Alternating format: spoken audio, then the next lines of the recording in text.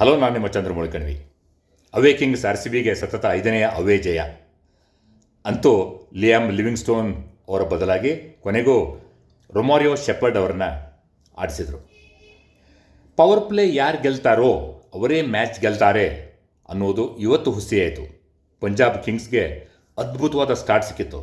ಆದರೆ ಪಂಜಾಬ್ನ ಯುವ ಬ್ಯಾಟರ್ಸ್ಗೆ T20 ಅಂದರೆ ಬರೀ ಬೌಂಡ್ರಿ ಸಿಕ್ಸರ್ ಹೊಡೆಯೋದು ಅನ್ನುವ ಈ ಆ್ಯಟಿಟ್ಯೂಡ್ ಟೀಮ್ಗೆ ಮುಳುವಾಯಿತು. ಅದರಲ್ಲೂ ಹೈಲಿ ಎಕ್ಸ್ಪೀರಿಯನ್ಸ್ಡ್ ಹತ್ರ 27 ಕೋಟಿ ವೀರ ಕ್ಯಾಪ್ಟನ್ ಶ್ರೇಯಸ್ ಅಯ್ಯರ್ ಔಟ್ ಆದ ರೀತಿ ನೋಡಿ. ಇದು ಅವರು ಆಡಿದ 8 ಮ್ಯಾಚ್ಗಳಲ್ಲಿ 5ನೆಯ ಇಂಡಿವಿಜುವಲ್ ಅಂಡರ್ 10 ಸ್ಕೋರ್ ಇದು.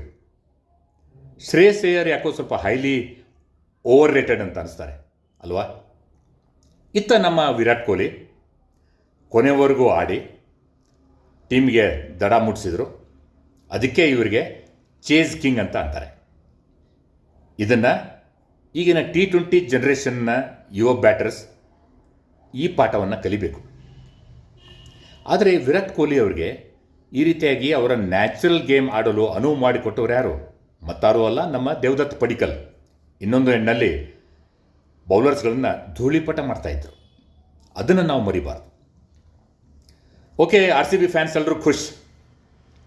ಆದರೆ ಮುಂದಿನ ಮ್ಯಾಚಲ್ಲಿ ಬೆಂಗಳೂರಿನಲ್ಲಿದೆ.